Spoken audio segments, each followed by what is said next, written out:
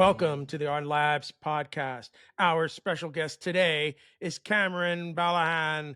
Cameron, I just saw you in Berlin, man. It's so nice to now see you here. I know, what a pleasure. Thank you so much for inviting me. It's always great to see you, and it's great to sort of contribute to whatever you're doing. Yeah, man, I appreciate it. Okay, for those who may not know who you are yet, why don't you give everybody the 2 minute spiel on what you're doing today? Just kind of focus on today. Okay. Well, first, it's very normal not to know who I am, but I am the product lead for the Go programming language at Google. So I work with Russ Cox, Samir Ajmani, the team lead and engineering director, respectively, of the Go team, to sort of create the product strategy for the programming language. Now, maybe people might wonder what that means, I probably couldn't really explain what it means, but it does end up being a lot of work around what we're doing next, what we're trying to sort of accomplish for our stakeholders, keeping sort of Google happy with the fact that it funds Go, keeping our users engaged and ensuring that we're sort of meeting their needs and paving a way for the future of Go to sort of continue being this thing that creates software excellence and enables people to build workloads that work, are secure, are reliable, and that they're all productive. So that's the big picture, and I try to figure out the little things to do in between. Dude, how long have you been doing this job now? Has it been like 2 full years already, or maybe three? It's been 4 since I joined this team, but I worked with Steve Francia, my predecessor, for the first, almost 2 years. So yeah, about two that it's been without Steve. There's just training wheels came off. So I'm kind of curious from the time you started 2 years ago to now, is the job what you thought it was going to be, or has it really been just maybe completely different? Well, so I'd been a PM at Google prior to that, so I had that going for me. Um, Before Google, the job was so product in general just seems to vary so much from place to place or product to product, or even within Google, product is different from place to place, or product to product, I should say. So, I knew to expect the unexpected a little bit, in that way, or it's that didn't surprise me. So on a meta layer, yeah, the job's exactly what I expected.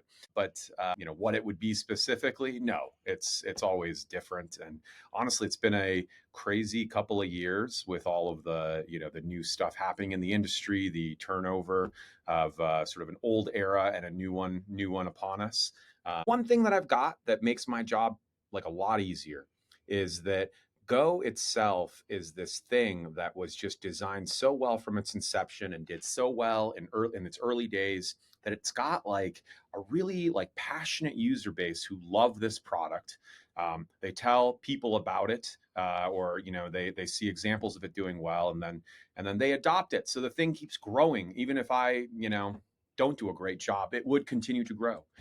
So I like to take sort of credit for that internally, and I'll say, look at how well this thing grows. But I know internally that it would have done it anyway because it's got such a great community of people who love this thing. Like, and it's really just something that can only happen because it was designed well to start, and the culture was right to begin, and then the people in the community sort of perpetuate that. And I'm just really optimistic about it. Was I think the community in Go is pretty special. But do you are you were you surprised to see the way the community is here? I don't think it's common to see a community like what we see in Go. So like, was that really like what was that to you? A shock? Was it like a surprise, or I don't know, maybe I'm wrong and this is everybody's got this. No, you're right. This is the best part. Like, I mean, you could be like the product manager of something like, some like Google Messages, the texting app on Android, and you've got like a billion users, and they probably like the product, or what, some people like the product, some people don't. There's going to be like a normal mix of people, but no one's going to love that product the way that like Go users love Go, and not all of them, but the community, so there's not going to be a community about that app. Go has that. Go has people who throw like the community driven conferences all around the world. It's got hundreds of thousands of people who just meet up. They meet up, on some periodic, like monthly, say, basis, and just talk about Go with one another. That is unusual. So you're right about that. It's for like special products that really hit the spot, and Go is one of those rare things that does. So that's been just so lucky for me to fall into this role with that kind of a community around it. All right, one more question before we jump in the time machine. The engineering staff on the Go team is pretty special. I mean, there's some pretty famous names that buzz around it. Just Pike, Griesemer, even Ken Wright Thompson was there. Russ Cox. I mean, I can name everybody. Did you know a little bit of who these people were before you joined, and how did that initially make you feel that you were going to work with these people? Because I think it would have freaked me out. Yeah, 100%. And that is what it did. It's I'm used to it now, but at first you're like, wow, only these guys, huh? Like these sort of famous luminaries, or brilliant minds. And they still are really smart people who are far smarter than I am, and so you still kind of worry, like when you talk to the sort of average person on your own sort of level, you can sort of just talk and make mistakes. But when you talk to these really, really smart people, you're always wondering if like, what you're saying even makes any sense, or, how dumb is it from the perspective of someone that capable and smart. So yeah, I did think that then, and a part of me still has that insecurity, but you kind of just get used to it. I was looking for the quote and I can't find it, but it, paraphrasing it. It's about this idea that the longer you know somebody, the more human they become, That's true. I think that's right? right.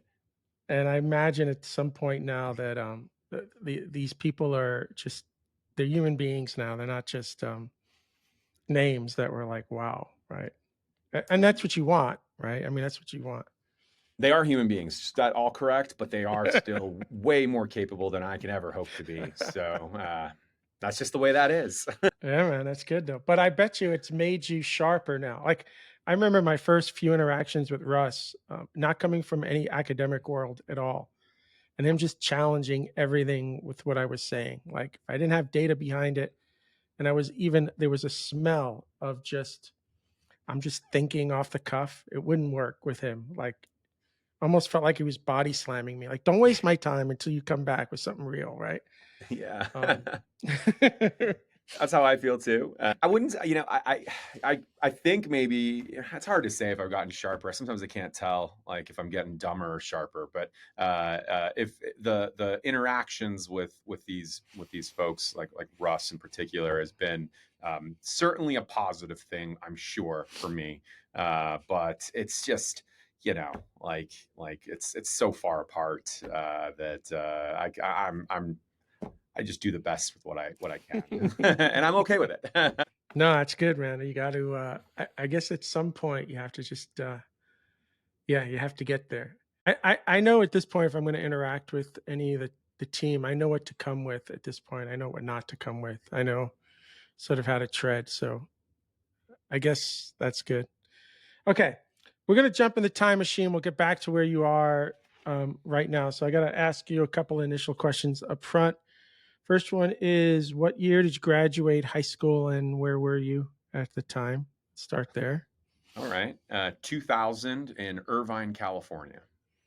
1,000. You're number three. I didn't realize you were that young, Cameron. And then I want you to clear your mind. Don't think too hard. First thought that pops in your head of you being on a computer? First thought. My dad brought home a computer from a computer show in like 1994. And I was so excited that he'd gone to this computer show to go buy a computer. Like, I don't know why, for whatever reason, he wouldn't take me. Maybe kids weren't allowed or something, but he brought it back. And I only vaguely remember the feeling of just like sheer excitement of this thing coming into our house and being in, our little communal space that I could sit on, and we were supposed to all share it. And I ended up using it 99.9% of the time, and changing the operating system and all sorts of other customizing it as I liked it to be. So first thought though is just that feeling of sheer excitement of it coming home from the computer show. Nice. 94, did you say? Wait, graduated high school in 2000, 94. I mean, you're pretty young at that point, Yeah, I mean, I was like 10 years old. 10 years old. Okay, so you don't know why your dad brought the computer? Was he into the computers too? Was it something that he bought for himself and you ended up just sort of leveraging? Yeah, I mean, also to my dad's credit, he was himself. He was like a project manager at a few different companies back then. So he was like in the tech world, and he didn't know how to sort of write code himself. He wasn't a software engineer, but he was familiar with all of it, and he knew sort of the value of me having access to it. And at that point, like the internet was sort of beginning to become a little bit, available to everyone, or people were starting to get on with AOL and things like that. And the opportunity that was ahead, what was to become the sort of .com era, kind of like I think he kind of knew that was coming, and he thought it would be important for his kid to know how to do this stuff or use a computer. So Do you have yeah. siblings? I do, but they're much younger than me. So my brother is 10 years younger than me, and my sister's 11 years younger than me. So at this Gotcha. point, and my brother must have been like a 1 year old, or something like that. So it was kind of an only child situation at this point. No, it's nice because now you don't have to compete for that computer. I never did. That's kind of why I'm asking. What kind of work did your father do? Do you remember at the Yeah, time? he was a project manager. He worked at like Bax Global and Isuzu and a few other places. Just sort of like the job of ensuring that sort of the project is moving ahead, that the software engineers are doing what they said they would do. Just making sure the process all works well together. Nice. All right. So you're about 10 years old when this computer sort of comes into the house. I imagine that you had to get permission to put your hands on this thing, like from your dad's perspective. I mean, it wasn't a toy, right? Right. So if you wanted to work with it, it was like, Dad, can I jump on the computer? Yeah, and he meant to like install like various like little tools that would like monitoring tools to make sure that I only used it for a certain amount of time, probably that I didn't go to websites I wasn't supposed to, things of that sort. But he I think maybe he was like maybe the tools weren't good enough, or I was able to sort of subvert them, or he was sort of didn't have the time to really figure it out properly. So there were ostensibly some rules to begin that were quickly, done away with. And next thing I knew, I was using that computer, all the time. Like as soon as school was out until like, 1 or 2 in the morning, and over again every day. But where was the computer located? It had to be in the family room, or wasn't in your bedroom? It was in this area that was kind of right outside my bedroom. So it, I could do it in the middle of the night and no one would really notice. But what are you doing, bro? Are you playing games, or you're actually talking to like you have dial-up internet in 94, at least in that time. So Yeah. Yeah, I dial it for a while. I I would play games for sure. That's definitely one thing. But I actually learned how to. This was actually on me. I actually was interested in learning how to program. So I learned Visual Basic 6.0 back then, and I remember I would write like little tools that would one, they would just like please me. Like I would write like a word processor type of thing, like a text pad that I thought was better than the notepad that came with Windows or whatever I was using at the time. And then I would also like write little like I remember I was really into this game Sim Tower. It was like part of the Sim City franchise, and I wrote this little like program that could go in and edit the saved files to give you like more money and more stars. So the root was probably related to games, but I also really enjoyed like learning how to build things with computers, even at that age.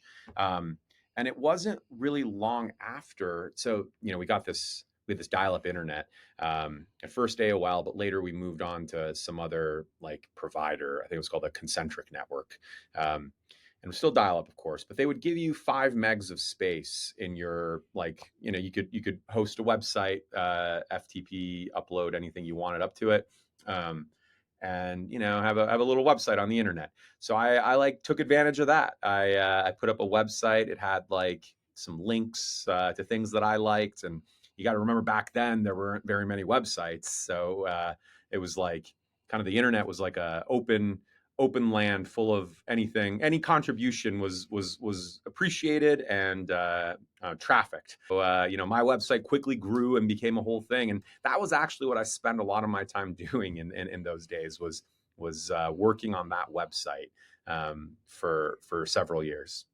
Wow, dude, that's amazing. Like you're really jumping in and getting into the programming side of things early. I mean, that's what you're even with the websites and stuff. Yeah, Wow. it was like it was like something that really appealed to me, like sometimes you find something that you're actually really interested in. And it doesn't happen that often to me, but this was one of those things. So when I started programming, it was like around 86. And there's no internet. All there is you go to the bookstore if you're lucky to find a book that has the answers you're looking for. Even the library had almost nothing back in the day. So you spent just hours fighting, fighting, fighting, fighting, fighting, fighting, right? But I'm kind of curious, since you're doing this programming, where are you getting are you going to the bookstore like I was and trying to buy books?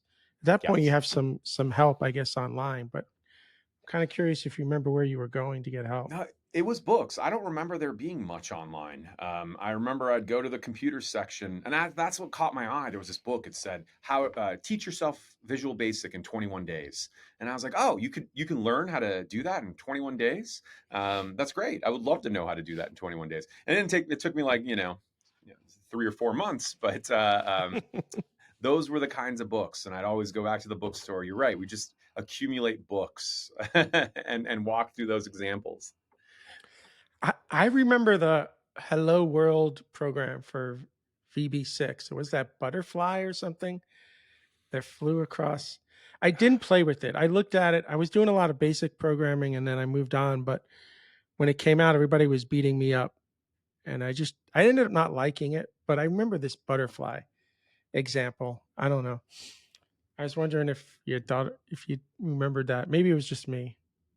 What I remember it being was a button you press, and a dialogue would pop up and say "Hello World." But it's it's hard to say for sure anymore.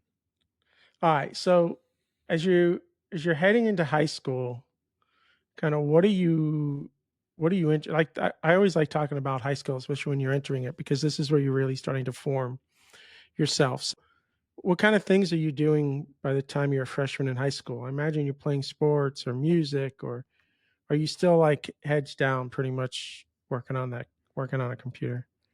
No, the computer was the main thing, and that website that I had, which was a whole thing. But I also played soccer, and as a kid, like before high school, I was actually really good at soccer, like one of the better players. But I think somewhere around puberty, I kind of like lost my coordination, and so this was like the beginning of like my real steep decline in confidence in sports. Which so like even to this day, like part of me thinks I'm good at sports. Part of me is like, maybe, maybe you're not, or maybe, you know, but that was, between school and, my parents always made me take all of those like AP classes and Oh whatever yeah. stuff like that, which was pretty demanding, as I recall. And then the computers, just always on the computers, either teaching myself something or playing games. Like summer break would be great for just playing with computers and playing games or messing around building something. But yeah, soccer. I actually swam too. I was on the swim team. Again, used to be good, then I wasn't good, and eventually it sort of like dropped out. The swimming is really good, man. That's pretty intense. I think soccer and swimming are like the two most intense sports in terms of just the toll they take on your body. Yeah. I mean, you When were in both of them. but and now I couldn't really do either of them. But back then, I think I just had that. Uh, I was just in really good shape or whatever it was. I could run endlessly. It seems like now I can barely walk or run down, run a mile. So Yeah, I was a cross country runner. I was tiny. I wasn't. My mom wouldn't let me play football. She was too afraid. It was baseball and track. That was it for me. Um, and that was fine. But I think it was pretty much the same. If I wasn't out playing with my friends or out hanging out, and I was in the house, I was probably on a computer. If I was in the house, it was like my number one activity when I was home. yeah, Sounds yeah, yeah. sounds familiar. So the talk to me a little bit about this. You brought it up a couple times, but I haven't asked you what this website that you built and maintained did. Like, what were you? What kind of content were you putting on this thing? Yeah, it was called shareware95.com. So shareware was for some reason really like interesting to me. You're familiar with what shareware is? I don't think I played with any of it, but keep going because I'm not No, sure. I mean, so it's basically like, for the most part, it was stuff people had written themselves, like individual authors had written, not like commercialized sort of operations, but just someone wrote something and wants to kind of publish it, get people to download it, like, maybe like like a tool to help you sort of compress files or, other things like that. And so it was like for whatever reason, I loved shareware. Maybe because I liked writing my own little tools and I liked seeing what other people who were more capable than me were doing.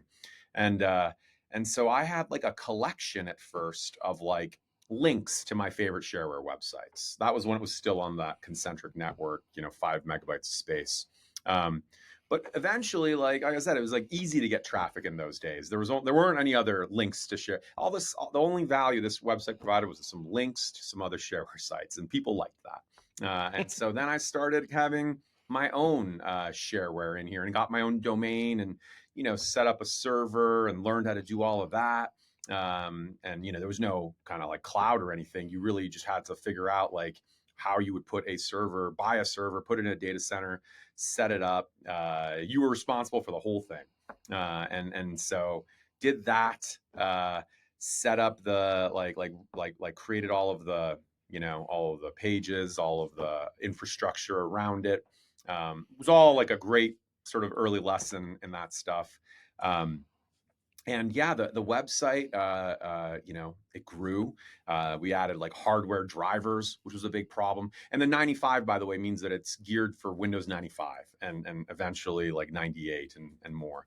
But it became a super popular website. Like it was like, there was this thing was called like 100 Hot back then. I don't know. Do you remember that? Does that ring any bell? It was like something Mhm. based off of Lycos's data that said like these are the 100 most visited websites on the internet, and Shareware 95 was one of them. It was like one of the in the 80s somewhere, like ahead of Wow, dude. Amazon, ahead of these other things. I know.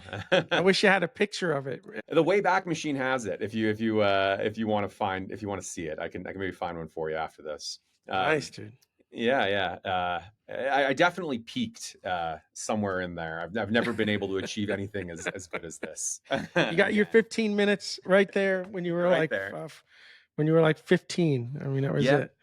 Yeah, the future looked bright at that point. Little did I know.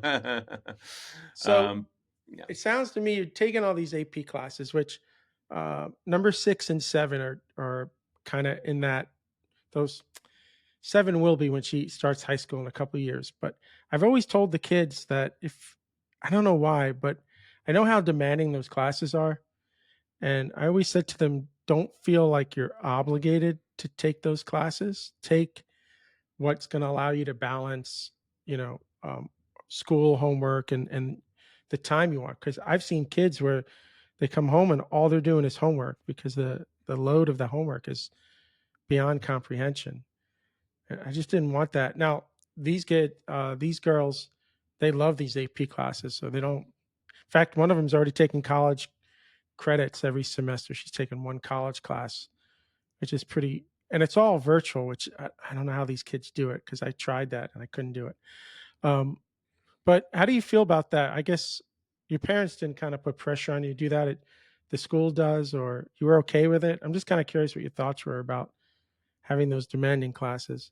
Well, first, do your listeners know that you refer to your children by, I mean, by numbers? I would Just assume they do curious. now if they listen to enough shows here. So, The context, okay.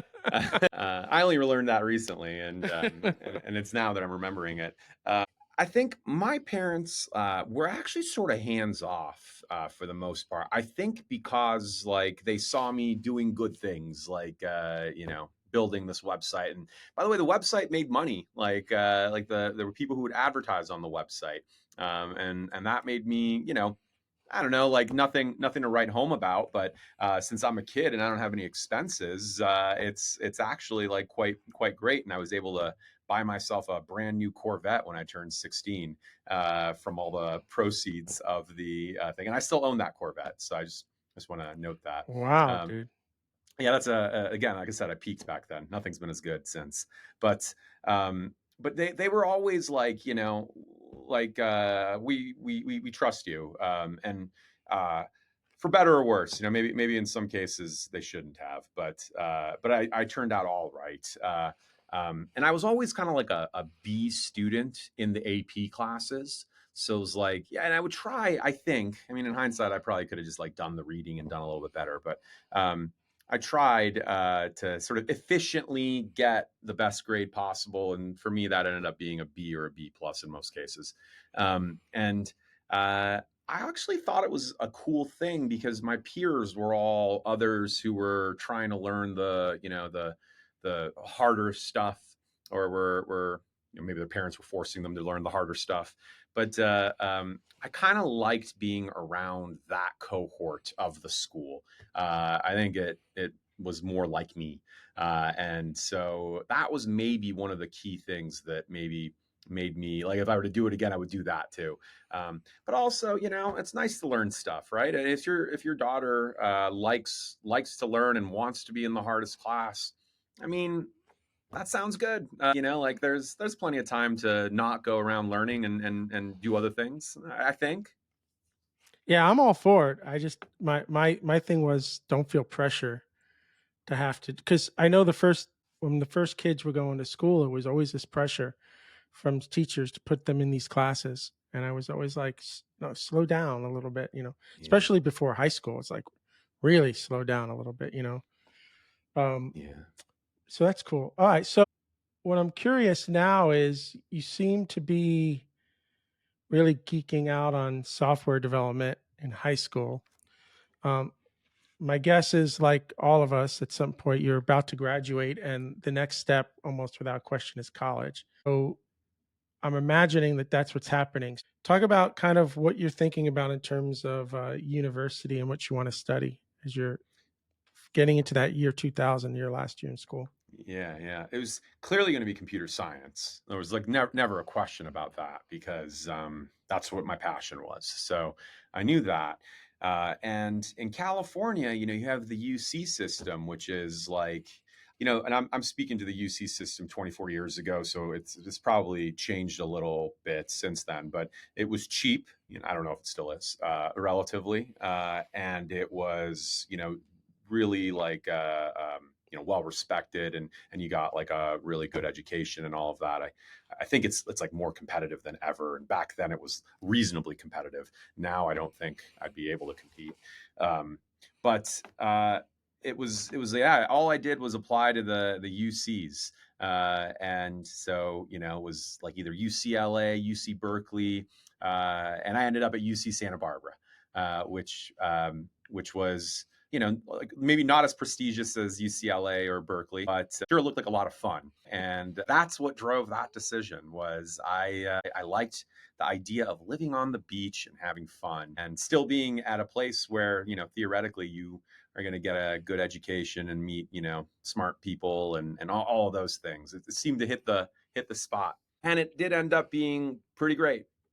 How far away is that from home at that point? You're like a few hours away.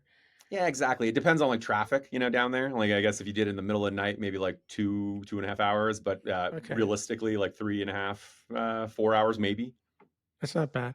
So yeah, yeah. So now you got that moment to get out of your house to be more independent. You're going to study computer science. Um, and how does all that go, man? I mean, does like I love asking this kind of question. What was one of your favorite classes you remember? Like, what was one of your worst classes? And Um, worst, not meaning like you failed it, just was yeah. just not interested. It was a drag. Oh, it's hard to remember the drag part, but I do have an answer for this. So I'd say the worst class would have been any of the electrical engineering classes we had to take as part of the major, and worst not because I like thought it was a drag, but just because I always found it hard. Like when I got to college, I realized like, look, if you actually do the work that they give you, like you actually do the reading and actually do the homework, you have a pretty solid and study for the tests, you have a pretty solid chance of getting a good grade, and like, and probably an A, in my experience. The trouble is that I wouldn't necessarily do that most of the time. I try to wing it or not go to the class or any of those other things, and then try to scramble and figure out something that'll work out because that's just how I was, I guess. Electrical engineering, I would try really, really hard. Like I would spend a lot of time doing all the work, go like talk to the professor, do everything I could to get a good grade. And no matter what I would do, I would not get a good grade in these classes. And that's just how that ended. Despite having a few different opportunities to do well in an electrical engineering class, I was never able to do that. And so now I don't even really remember what we were taught in those classes, and really many of those classes. I just had like when I meet someone who like majored or did more in electrical engineering, part of me is like in awe or is sort of has respect because I know they're capable of something that I am not capable of, or at least that's my vision of it. Best experience, best classes, or the classes I enjoyed most. I think the operating systems class was the one I found most interesting. The one where you like really learn like the sort of interface with the metal and the first layer of the software, or like how a file system works, or sort of how the network sort of works. Just that bare level stuff has always, for whatever reason, really appealed to me. And even as I don't want to skip too far ahead, but as a software engineer, I always found like working with like the low level problems to be my favorite problems. Here at Ardan Labs, we believe in empowering companies to reach their full potential through innovative technology solutions. Trusted by small startups and Fortune 500 companies alike, we specialize in high-performance software consulting, training, staffing, development, and now AI. With over 14 years of experience, Ardan Labs has trained over 30,000 engineers and served over 1,000 companies worldwide. Whether you're mastering Go, Rust, Kubernetes, Terraform, or blockchain, we're your strategic partner for performance-grade solutions. Let's elevate your tech journey together. Reach out to Ardan Labs today.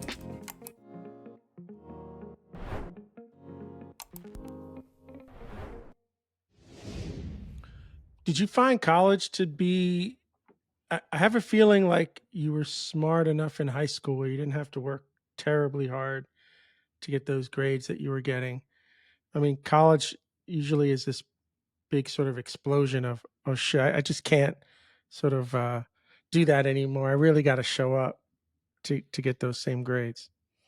Yeah, that's right. Except I wouldn't say the first part is true necessarily. Like I think I wasn't smart enough to just like, pass those AP classes or anything.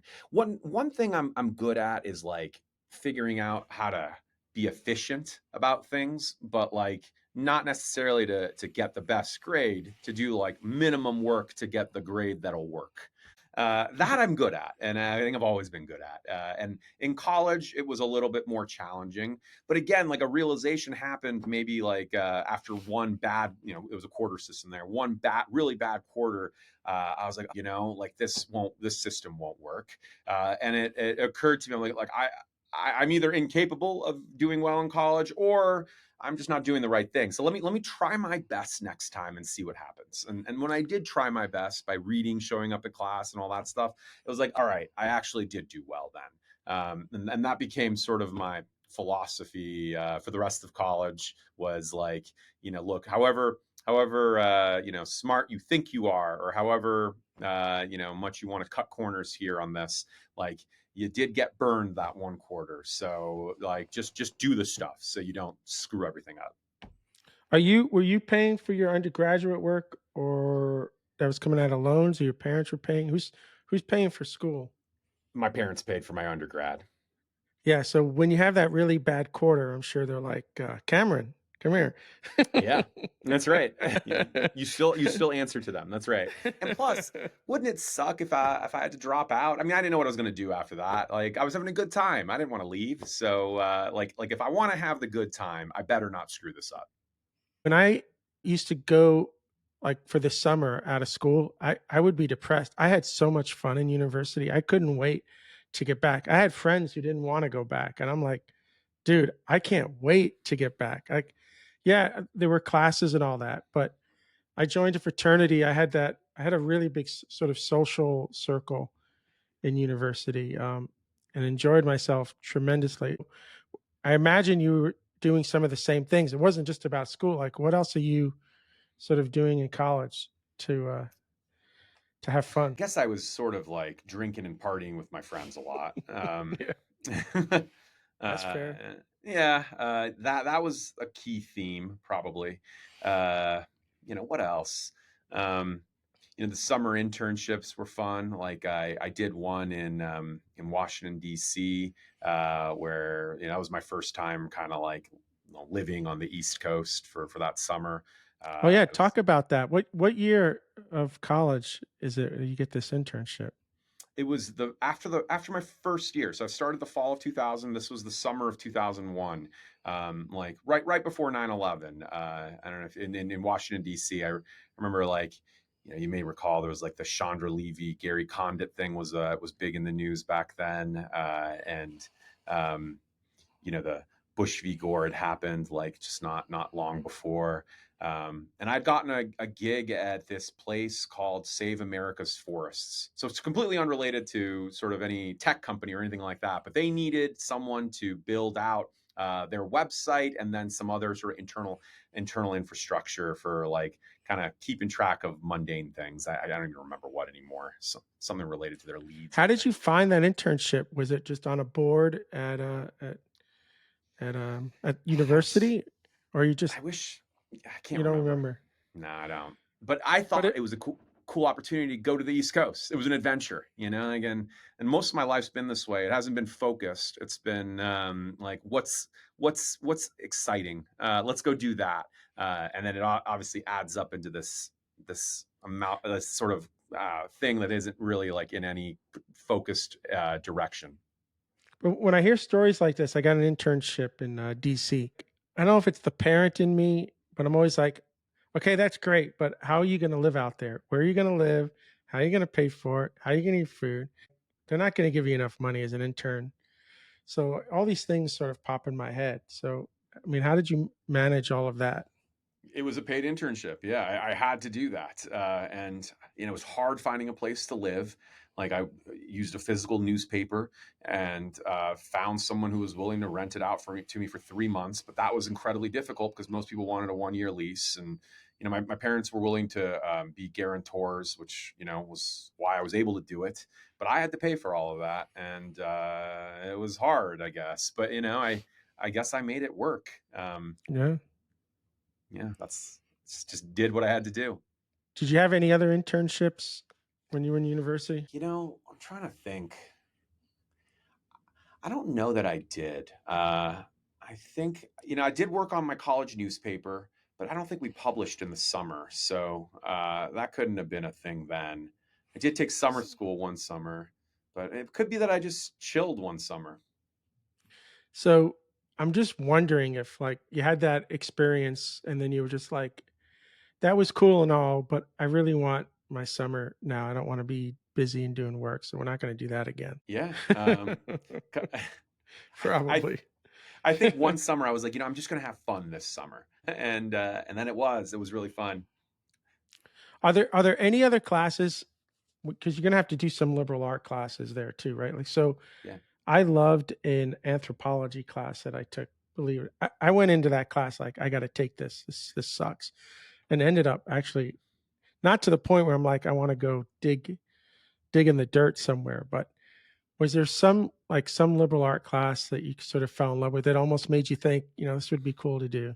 Yeah, liberal arts class. Like I actually have always been a bit of like a decently good writer. So I think I enjoyed creative writing. I think was the name of the class. Some required, GE class that you have to take. Uh and I think I did well in it. And when something comes to you naturally, you feel better about it and all of those things. Um, but I can't say that I ever thought that I should go be a writer. One thing though that I considered, because like I said, I worked on my college newspaper. I always had a thing for journalism. Like I still kind of do. I love everything journalism. I love the behind the scenes of the newspaper business and the news channels and all of the different pundits, and I just like knowing about them. Not that I like them all, but I like knowing about how it works. And I did consider. I was like, maybe this should be my thing. Like I'm a pretty good writer. I could be a journalist. Go to get a journalism degree after this or something, and see where that leads. But not enough. Like the opportunity, the sort of career opportunity wasn't as clear to me, and I think maybe that was actually sort of a bit of a consideration. So now it's 2004. You're going to graduate. Where's your head now? Are you thinking more school or you want to get into industry at this point? So one thing is, I graduated in 2003, so I skipped that last year, which in hindsight was not necessarily a great move because what's the rush? But I had enough credits so I could do it. Yeah, but Um, that means you had to be taking 20, 30, I don't know, 40 credits a year. Like you had to be going to school in the summer, Remember that taking a full efficiency load. thing? That Yeah. efficiency thing I mentioned. So what I did in high school is I took all of these AP classes, and what's more is I learned that you could take the AP test without even taking the AP classes, and if you pass, then that counts towards college credit at the UC system.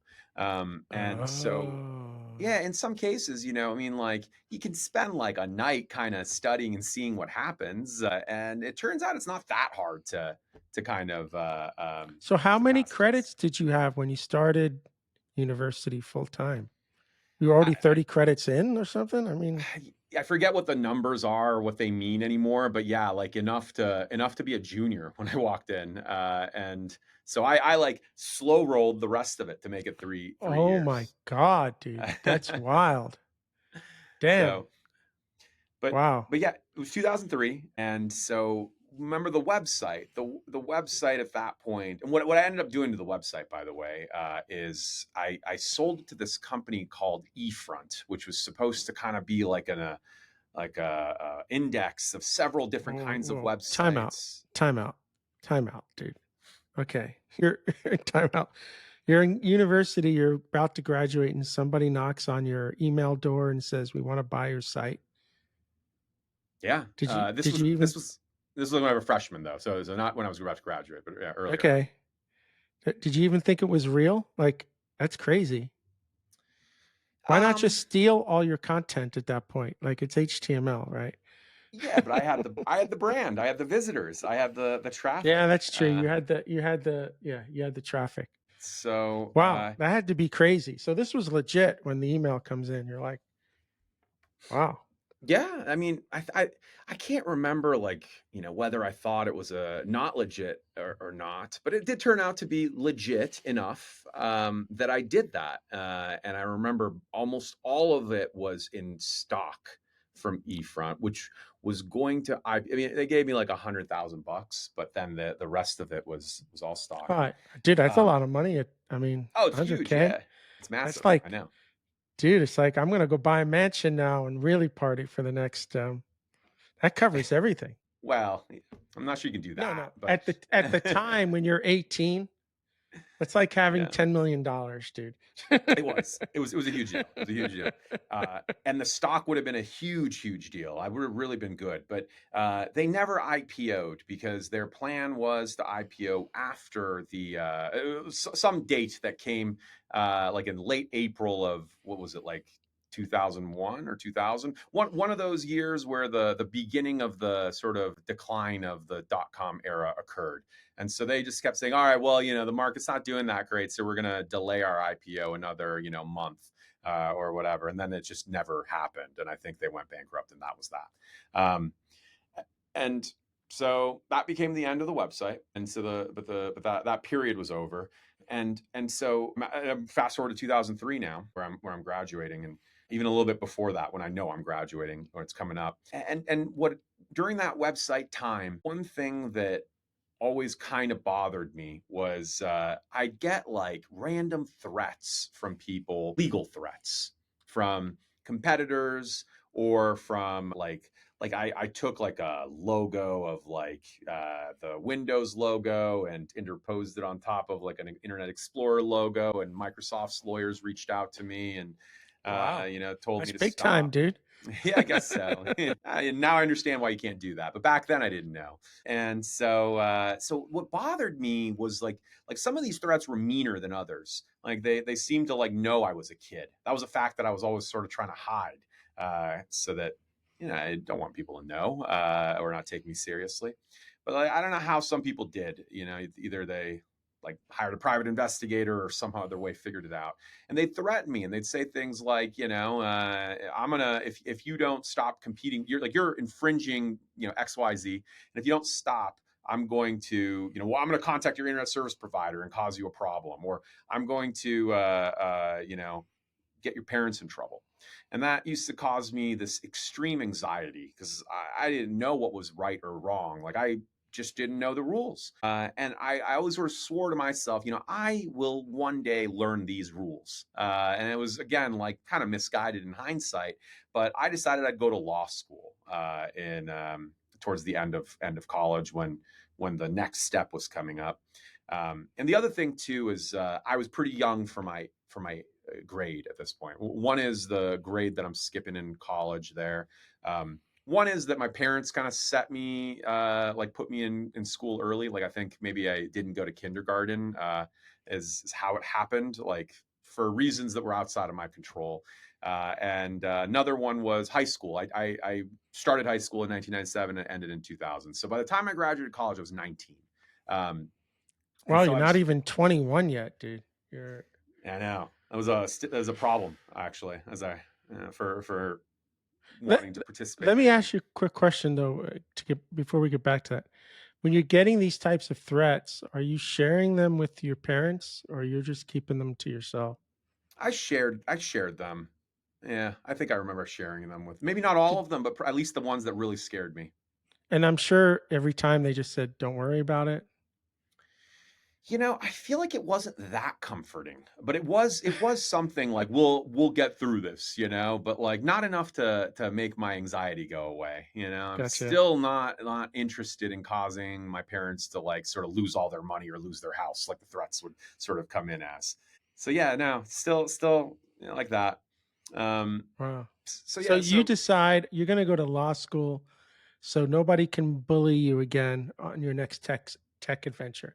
that was theoretically the reason, right? Like I'm gonna know the rules, and plus I have a lot of time. I'm 19, so like let me go. I want more time among like people my age in school.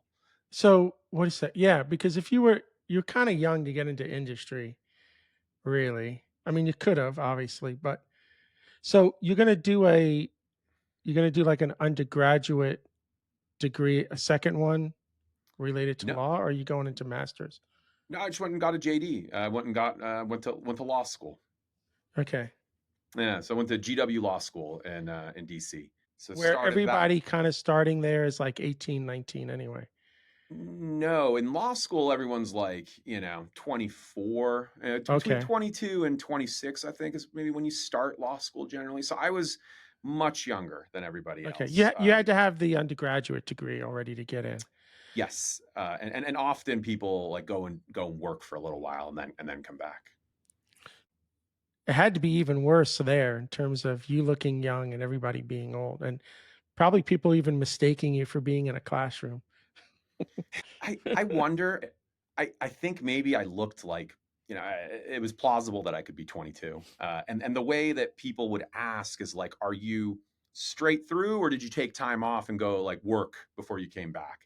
And I would answer that question honestly, straight through. And so everyone would just assume that I was, 22 plus however number of years of law school we'd been in. So that Until worked they out asked really. you to go get a beer, and then you're like, "Sorry, I can't go get a beer." It was always a thing. Yeah, yeah. And I wouldn't say why, but I would not be present at those events, and it was always a source of like social problems for me. Is this a 4-year program? This 3. first one? It's a 3-year program. Yeah, So law by the school. time you finish, you're gonna turn 21. I just have to ask you this. On your 21st birthday, what did you do? Because that had to be I'm only asking because you're in adult situations incredibly early on in your life and you can't partake in some adult situations. So that 21st birthday had to be much more of a milestone, I think, than for others, man. So like what did you do on your 21st? Internally, it was a huge milestone, but nothing special because my birthday is December 29th, so it's like when everyone's at home with their families, and it's always sort of Oh the. man. And it's not. So what happened is a friend of mine took me to like a little casino that it's like it was like a dinky little casino, like one of those grimy kinds of places that people are just playing cards somewhere in like Long Beach, California. So nothing. I remember being pretty like, this place is kind of gross. I kind of want to leave. Damn, So dude. At that not point you usually should like a have went party. to Vegas. I You're so know, I know, close. I know, I know. But again, like I was glad my friend could even make time for me between like his family obligations and everything. So no, nothing. So how did you find those 3 years of law school? Were you digging it? Were you like, you know what, I'm glad I did this is cool? Or are you still yearning like back on the engineering side? Well, I actually loved law school. I like and I still like law. Like I still read all the Supreme Court opinions that come out, and it's like a hobby on the side. By the way, as an aside, Russ Cox seems to read all of these opinions as well. He's got some sort of like interest in that, and among other things, where he's not just the Go team lead. He's these other things as well. Huh? In this case, I really enjoyed law school. I did yearn, but I did that stuff in my free time. Like I would mess around with computers and programming on my own. And part of me was like, all right, once this law school chapter is over, I'm going to return to sort of like industry, and hopefully some sort of entrepreneurship, because clearly I'm really good at that, and I'll be able to do that again from my So early success. so your plan wasn't to practice law after law school. It was to start a business. Like, is that what I'm hearing? I guess so. Yeah. Yes to the first part, not practice law. And second was, yeah, like I was going to figure out some business that was going to be whatever it may be. I had nothing in mind. So you didn't have any you never felt any pressure to pass the bar because that wasn't even going to be a thing for you? Oh, well, I knew I was going to pass the bar. I might as well, So you you went to were going law to school take for. it. I'm going to Okay. take it. And just to be clear, I ended up being a lawyer for 4.5 years. So it was, Well, I that's did what we're end up getting using all those to, right? things. Like you now graduate. When do you graduate then? You graduate in 2006. 2006 and you say, okay, I've graduated. How long do you wait before you take the bar? Do you study for another? Pretty immediately after you graduate. It's like you graduate in May, I guess, and then you take the bar in July. So Okay. studying, and it's a whole thing, so you start studying pretty quickly afterward. So you pass the bar. It's now middle of 2006.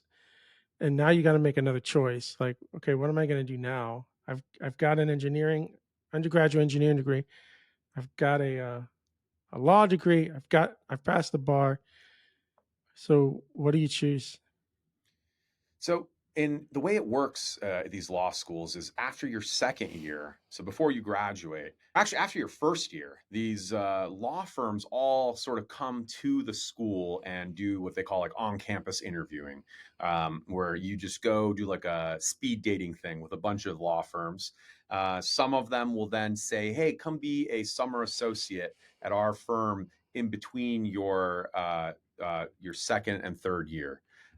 So I did that. I was a summer associate at a place called Kattenmuch and Rosenman in New York, which was cool because I've always thought New York was awesome in like TV and movies and whatever, and like part of me, like I knew. I was a big Beatles fan, and John Lennon always said great things about New York. So I was like, I got to try New York.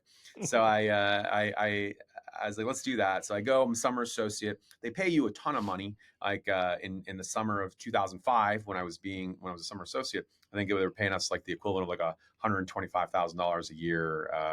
Um, Well, at yeah, least you could live. I mean, it always comes back to where you're gonna find rent. New York's totally. And expensive. my parents did not pay for my law school experience. That was all loans and money that I had. I go do that, and at the end of that, they give almost all of the summer associates offers for permanent employment after they're done with their third year. So your whole third year that you've got a job waiting for you, as long as you don't screw everything up, which it's not even easy to screw it up that bad for them to take it away. So I had that, and so that was the clear thing to do because I could move to New York. I had this $125,000 a year salary waiting for me, which, by the way, within like a year became like $180,000. Like all Damn, the law dude. firms sort of bumped up. Yeah, and this is back in like 2007. I know, Or but you're still like a puppy, man. You're like 22 years old. I know. I You know. It's got There's a lot of money. I mean, it's expensive, but it's a lot of money for a 22-year-old. it was an offer that I could not refuse. So I had to go do that, and I could go live in New York and let the good times continue. So I So, did that. what was the scope of the work? I mean, you have to wear suits every day, right? I mean, you have to invest in some clothing to Suits do that. But sometimes. It was business casual for the most part. what is the bulk of the how first okay, two questions. How long are you at this law firm and what was the bulk of the work that you had to do? So it was at the firm from October 2006 to January 2011. So it would have been, like 4.5 years, I think. Wow. Yeah, is that right? Yeah, 4.5 years. So initially you do like all sorts of things, but I was in the litigation department. So this meant that I am dealing, so there's really two kinds. You could divide law into two things: the transactional work, so people who put together deals or write wills or do tax planning and stuff of that sort. They're all kind of looking forward in like a positive way, trying to get things kind of to work out, and so people can be happy with something. Litigators come in when things go wrong, when you're now you're suing each other. Some deal did not work out, or someone didn't live up to their end of the bargain, in a breach of contract, or other things like like a securities violation of some sort, or white collar crime. So I was in the litigation side. And so early on, I did like various things like commercial litigation that would happen. Like, But you're in the courtroom or you're helping prepare for the lawyers in the courtroom? yeah, I mean, over the course of that 4.5 years, I was definitely in the courtroom. In the very, very beginning, no, I wasn't in the courtroom. But as you get more senior, you have more and more of those.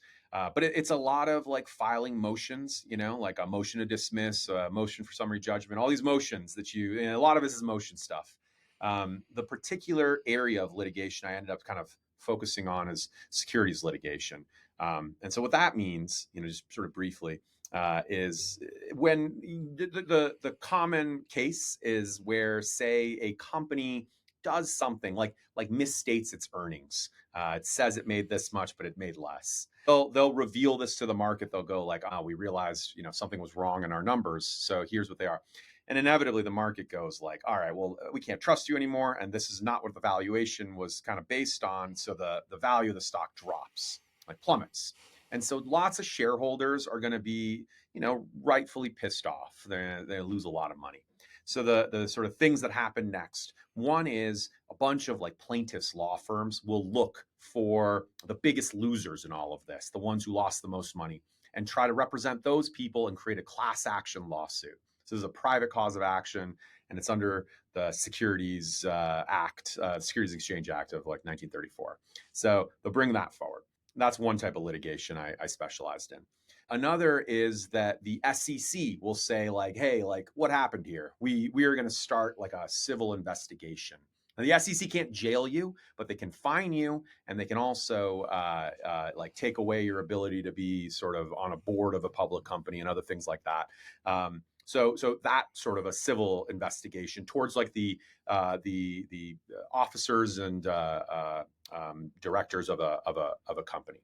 And then a third one is the Department of Justice will wonder whether something criminal happened. And that's for, purpose of putting you in jail. So that's a third type. And then a fourth type, which is the most obscure, is most of these companies are incorporated in Delaware.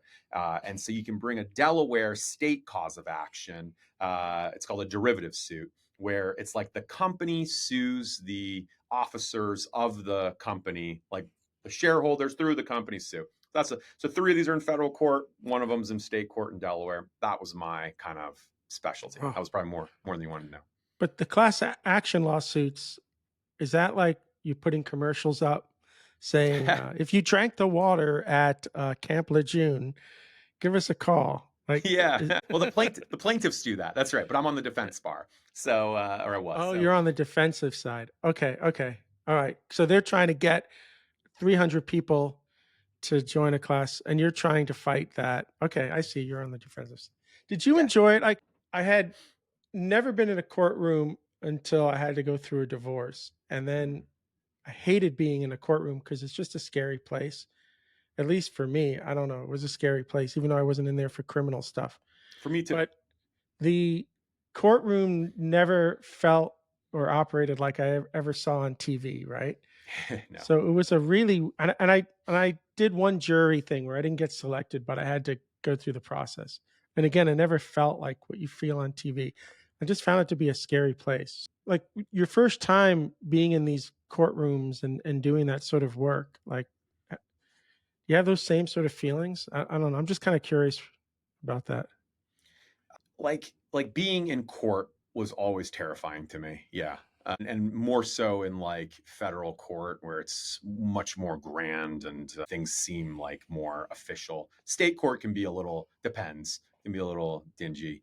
But the beginning part of this is really doing the research, writing the memos, eventually writing the motions, and some senior person would be the one who would actually like speak in court. You just sit next to them if you'd come at all, go at all. So by the time I did any of those, they were always like pretty minor motions. I never like I did for like cases that were much less significant, like argue like a motion for summary judgment, which is a pretty significant motion. But for the most part, if I was the one speaking in court, it would have been something not that important. If it was a big case and a big client, and yes, I was terrified. All right. So after 4.5 years, you decide you don't want to be a lawyer anymore, or I, something interesting happens. Well, remember, I never wanted to be a lawyer. Is like this is a job that they offered and I couldn't refuse. So I know because while of the money. because of the So money, the money because of the just gets better. yeah, it did. But it was also I was young, and I realized I was getting like less young, as time would pass, and I'd be like, well, I this isn't really what I want to do with my life. Let me get on with it now. So one thing that I did while I was at the law firm is some of the clients would be like hedge funds. Um, and I would get the opportunity to kind of see the infrastructure they use to execute their trades in the market just by virtue of like looking at their records for some various things that would come up. And it was always surprisingly surprisingly fragile, or like literally using Microsoft Excel to kind of do like execute the trades that they needed to do.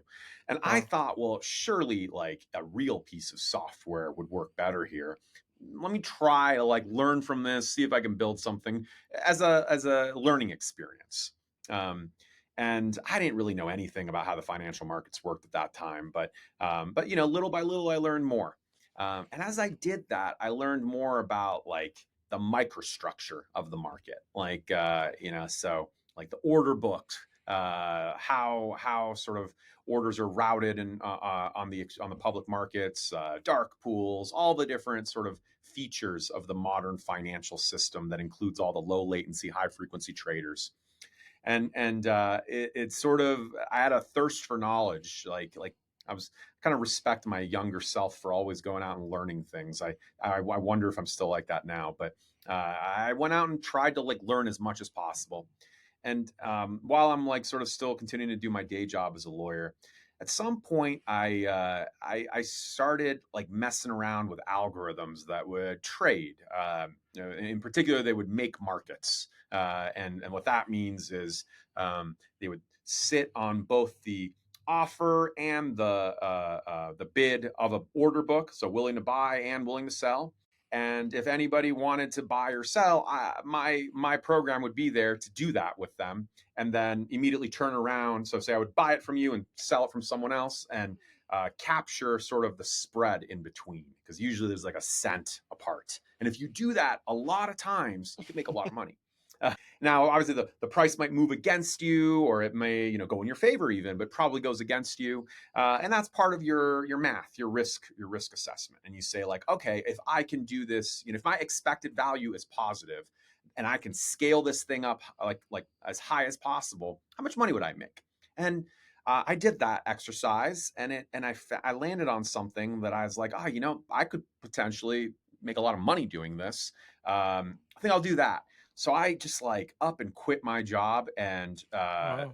tried to do this. I used my savings at first, and then I wasn't really enough, and so I recruited a friend of mine from college to join me, and we got sort of friends and family, mostly his friends and family, to pitch in and sort of create a bankroll for this.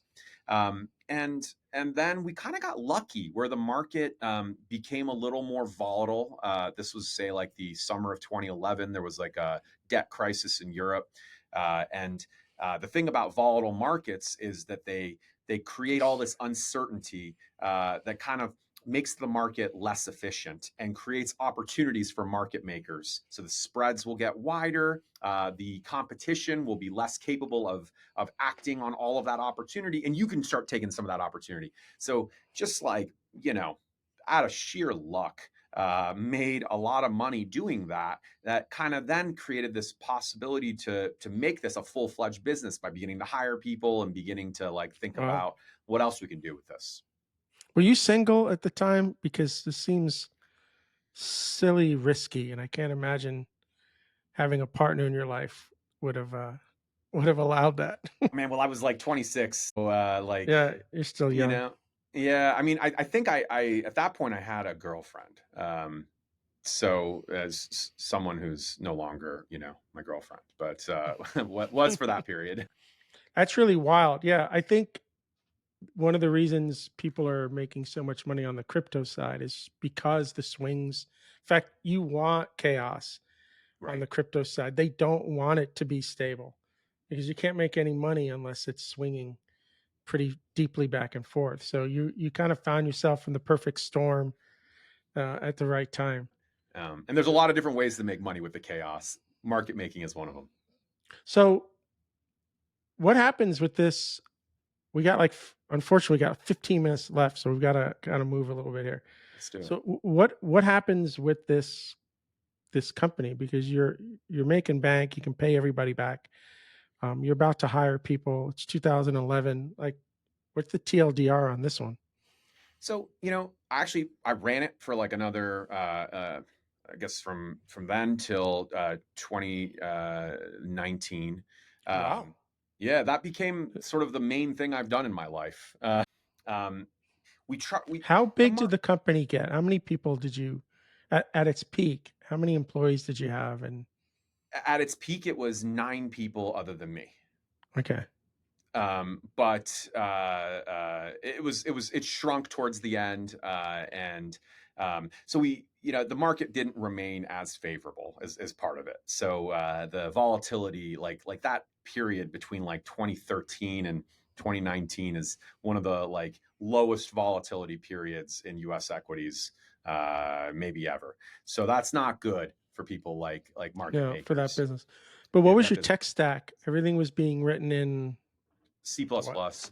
Initially, the first version that I mentioned, the very first version, that was written in Java. But we quickly realized there's a lot of problems with Java, including sort of the garbage collector pausing everything, and that doesn't work in a low latency world where everything is measured in sort of nanoseconds. Yeah, Um, yeah, yeah.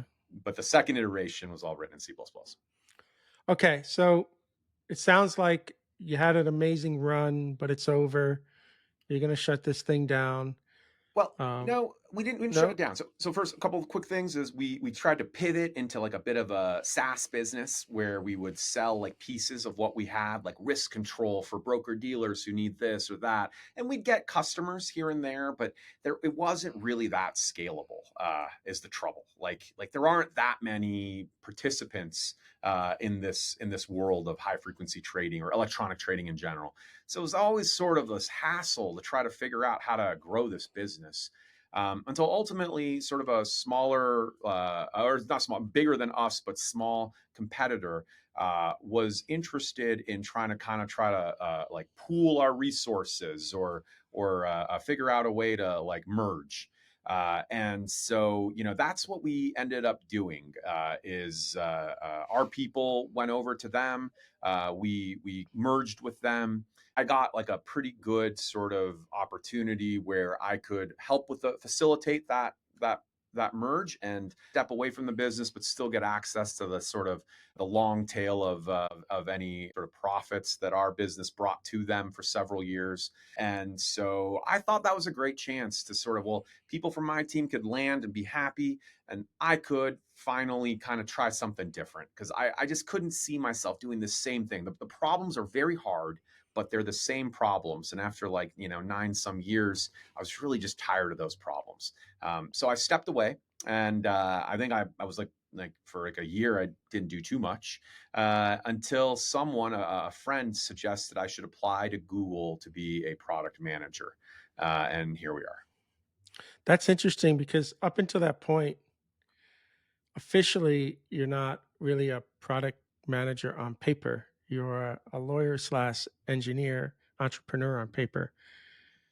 That's right. I'm not really a product manager. Right.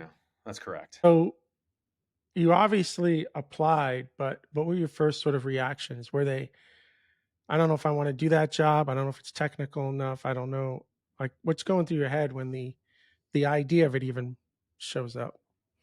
I think I just had a weird conception of what a product manager was. I assumed it was like, someone who tended to like a little feature like a button on Google search or something like that. And it's not completely like, removed from reality, or that conception is not completely wrong, but I wasn't aware of all the other parts, like learning about like the business of this stuff and learning about like what your users want and how you can turn that into something that the product then has. Like in a startup, you wear a lot of different hats, so you do that too, but you're sort of doing it haphazardly, and you're sort of just moving quick because everything's about like trying to get it done, and in some cases just surviving. Doing it in a huge company with like Google, with these products that are just like huge and already so successful. I didn't really know like that I would have the ability to do anything that meaningful, or that was my hesitation, I suppose. I I thought, feel like you're thinking I my first reaction would have been I just been through 9 years of fairly stressful sort of engineering and this may not be this probably won't be as stressful as that. And so I don't mind doing this for a couple of years just to have a job and not be stressed out about my output. Yes, that was definitely a thought. 100%. Yeah. So you go through the interview process. How long did it take you from the time you started? Because I always hear it's anywhere from, 3 months to 6 months process to get Yeah. hired over there. I want to say so. What happened is like I got lined up for interviews and then COVID started. So they like, all Mm, right, we're not seeing you right now, and we're actually freezing everything. So I was like, all right, well, I guess that didn't happen. And then they contacted me a little while later and said we're going to try to do these interviews over video. So I was the first sort of batch of people they interviewed without bringing them on site to interview. Which kind of ended up being like good for me because I'm in like the comfort of my home where I had practiced with people, a couple of mock interviews. So it was like, all right, I've already been through these exact motions. Let's go do that. And it took probably like from when I started to when I actually like when I started the interview process to when I started at Google was like 6 months. Um, yeah. Finding the team, the one that had the Go team on it was just pure luck. I knew I wanted to do something related to developer tools. I thought that I had some experience in that, building sort of the research pipeline and other pieces of my high frequency trading business. So I thought I have some domain knowledge. Turns out maybe I could empathize with the customer a little better, but not that much was transferable. But is the But Go team the first team that you land? well, No. the Go team was part of then something called Cloud Developer Experience. It was in Google Cloud, and it was in there, and I did that along with Steve Francia, and I was also working on the Google Cloud SDK, like its languages integrations and stuff of that sort. But yeah, the Go team was kind of the first team I landed on. It was the one that had the open headcount. For the 6 months of sort of interviewing, I imagine you go through some sort of struggle where you're like, this is bullshit. I'm not going to wait this thing out. I'm going to do something else. I mean, did any of that happen? Or you had the time, so you didn't care? Yeah, I mean, I had the time. I wasn't in that big of a rush, if I'm honest. And then there's this whole like COVID thing happening, and all the other crazy stuff from sort of that period in 2020. So I was properly distracted by all of that. I think quarantined in my apartment. I found it interesting when you told me you had already been working with Steve for 2 years before Steve finally sort of decided to move on. I haven't talked to Steve in a little bit, but I wouldn't say we were close, but we have each other's phone numbers. Okay. So we would talk to each other when we needed advice or help or something. I really owe him a call. I should talk to him. But it was shocking to me that you had already been with him for 2 years and I had not ever heard your name. So, kind of talk about that. How do you stay hidden behind the scenes for that long? I don't. That's a good question. I don't know.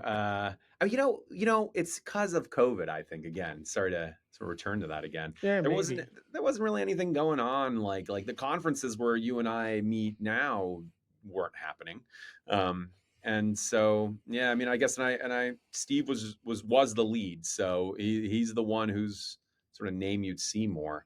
Um, but I bet you Steve would love to hear from you. I talk to him every now and then, like I'd say like once every couple months. And he's a good friend.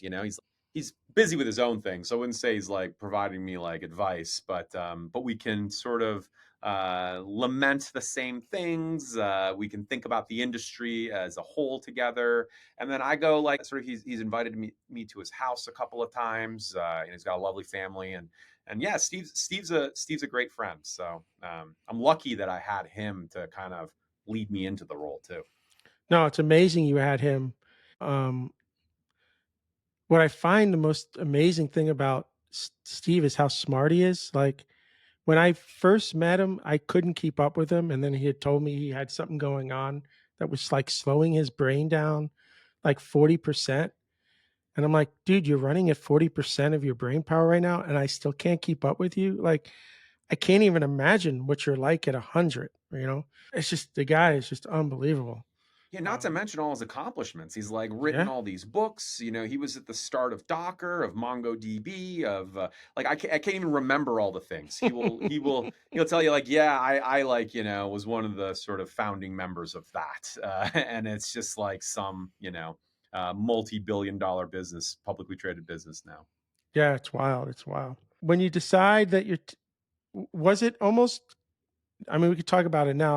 I guess from the time that you started shadowing Steve, I imagine the goal was always Steve going to sort of be moving on, and you were going to take this rollover, or did that happen sort of later? No, that happened later. That happened Oh, sort of on a okay. whim. It was always like I would work on, both the SDK stuff and Go and some other things, and hopefully more of Go was always the ambition. But there wasn't really a plan for Steve to leave until later on, like Until it happened. yeah, until a couple months before it happened. Do I wonder when you decide you're going to take on this role full time? It essentially means now that you have to be on stage talking to Go developers. Was that something that was exciting to you, or was it any reservation? I mean, you've gotten much better on stage from for sure. And your last talk in Berlin, which I'm assuming you're going to be giving this year at the other conferences, is really excellent. It's an excellent talk. Everybody try to see this talk. But talk about a little bit of that.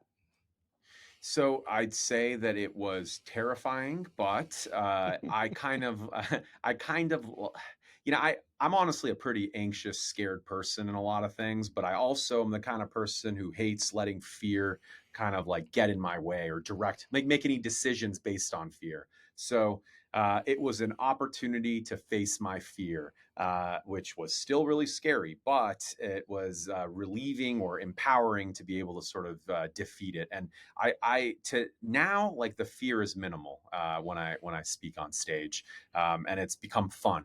So like that makes me happy because I feel like all right, I grew in some way, and some muscle in my brain got bigger. I love the type of research you're doing for these talks, and are you getting insights on the research that you have to do just from past experience? Is Russ and the Go team kind of also there reviewing this stuff and giving you guidance as well? Sometimes, in this last talk, it was a little bit more just me. His last talk's a bit more about like just the business of Go, and that's the title of it. And it's like about like how what product managers do. I think what I seek to do is to give the Go community something that they think is interesting.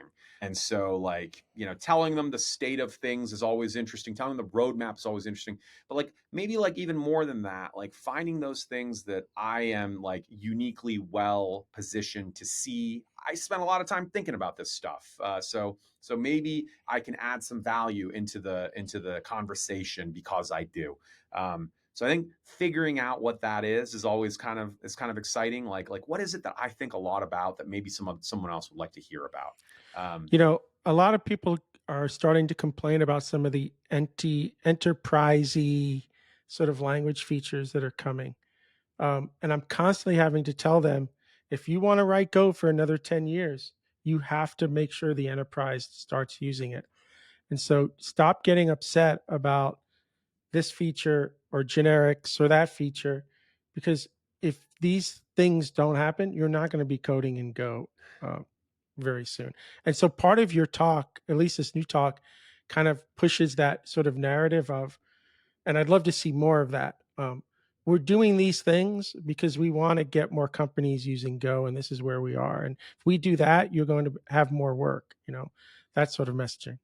Yeah, and it's like who is the next Go user? Like thinking about the whole market, and it's like this no next cohort is no longer the early market. It's not early adopters. Go is mature now. So it's appealing to people who are looking to use it in the enterprise.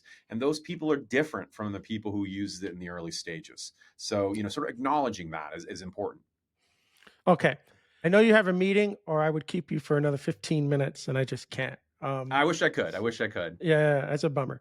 But I really appreciate you being here and sharing that and sharing your sort of history. And for people out there right now who love tech or maybe not in the industry and they're doing other things, look at Cameron. he always found his way sort of back and did that. And I love that part of your story. Cameron, if anybody wants to reach out to ask you a question after listening to the show, and we'll put this in the show notes, what are the best ways for somebody to reach out to you? Probably LinkedIn. I look at all of those messages and whatever else. So send me a message. I'd love to hear it. We'll get that on the show notes. Okay, dude, thank you. I know you have to run. It's at the top of the hour. So this is Bill Kennedy and Cameron signing off, and hope that we get to see all of you real soon.